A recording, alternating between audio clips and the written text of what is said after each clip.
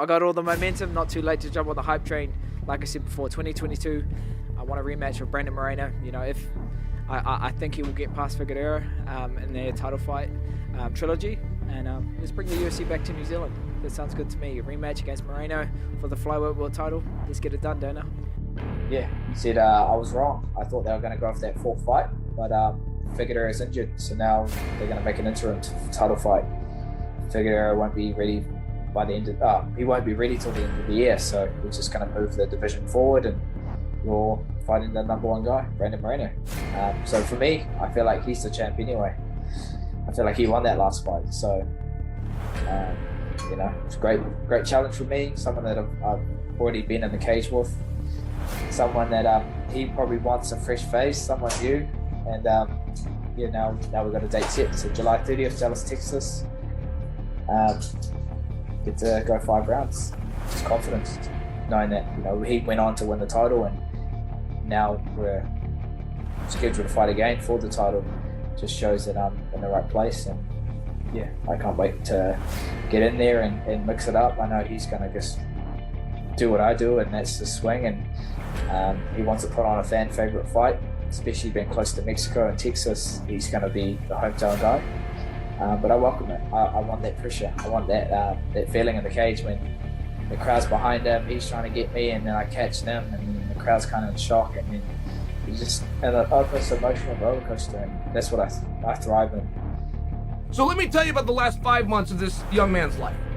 He beats a former world champion in Cody Garbrandt, who I believe will someday be into the Hall of Fame. This is all unless he stops a former world champion inside of 5 minutes.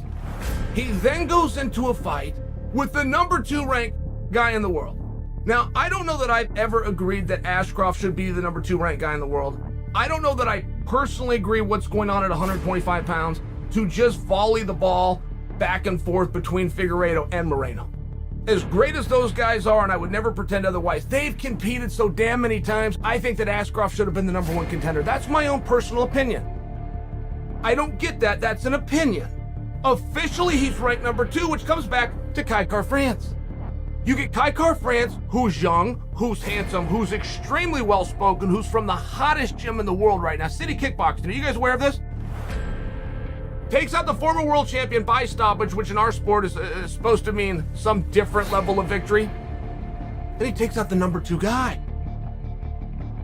Brandon Moreno, guys, this guy's a star. Am I telling you something that you already know? Because I didn't. I did not know that. I watched him beat Figueiredo. I watched that crowd come to its feet. I watched the story of the first ever Mexican-born UFC champion be told. I didn't think it was that great of a story. There's something there that's a historical reference and significance. I didn't think it was that big of a story. I was wrong. It is a massive story. So not only did I see that crowd, I'm sharing you something because I was there live, but what a focus group, right? What a tremendous 10,000 people focus group to go off of this. It was huge. The reception that he got. There was tears in people's eyes because they saw the pride that Brandon Moreno had. Fast forward. Yeah, that was a war. Now Moreno is calling out Kai Kara and Figgy's calling out Kai Kara. Even though they both have a fight? Even though but apparently they haven't signed it yet, so Figgy tweeted something about how who's the champ right now? Oh yeah, Figgy, right? Okay. Figgy. So he tweeted something about fighting Moreno now, and then fighting Kai. And then Moreno put something on Instagram about fighting Kai. I bet they both don't want to fight each other again. This will be a 4th time training for that motherfucker. Yeah. It's like I bet they don't want to fight each other again. Dude, Kai France though, that motherfucker is super skilled, like top to bottom. That kid he was going against was a way more powerful wrestler, undefeated, number 2 in the world. Kai France could be just basking in glory for a little while after his Cody Garbrandt fight, but he takes this fight, and everything he does in that fight when it comes to standing up, defense, when the guy was on his back, was like perfect. So many fucking sneaky setups with his right hand. That kid is skilled. Trains at a good gym. He trains with Izzy, right? Yeah. That team.